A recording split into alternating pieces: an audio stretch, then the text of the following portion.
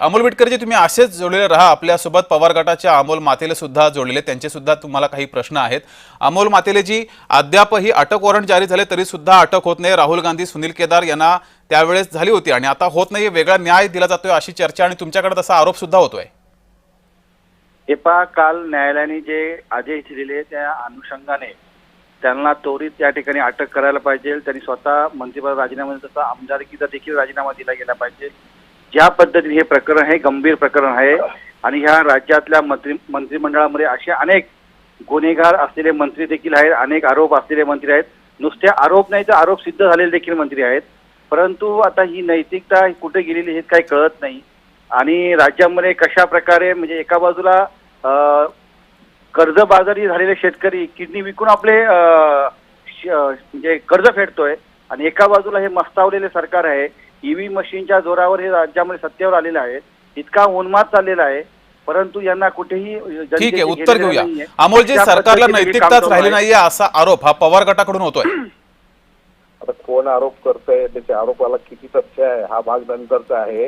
आता ईव्हीएमचा विषय त्या महाशयांनी काढला. लोकसभेच्या वेळेस काय होतं मग? लोकसभेच्या वेळेस ईव्हीएम नव्हती, त्यावेळेस लोकशाहीचा विजय होता आणि विधानसभेमध्ये पराभवाला सामोरं जावं लागलं तर तिथे ईव्हीएम जिंकली. आता मस्तवाल सरकार आहे, माजलेलं सरकार आहे, अशा भाषा त्याला उत्तर आम्हाला देता येतात. आणि नैतिकता होती म्हणूनच राजीनामा दिला.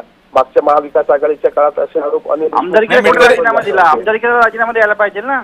का नाही दिला आमदारकीचा राजीनामा? सांगा ना. एवढे गंभीर गुन्हे असताना, अटक वॉरंट जारी केला असताना आणि यांना अटक वॉरंट जारी केल्यानंतर हॉस्पिटलमध्ये ऍडमिट झाले. याच्या अगोदर कधी ऍडमिट झालेलं नाही. तेव्हा तब्येत एकदम ठणठणीत होती.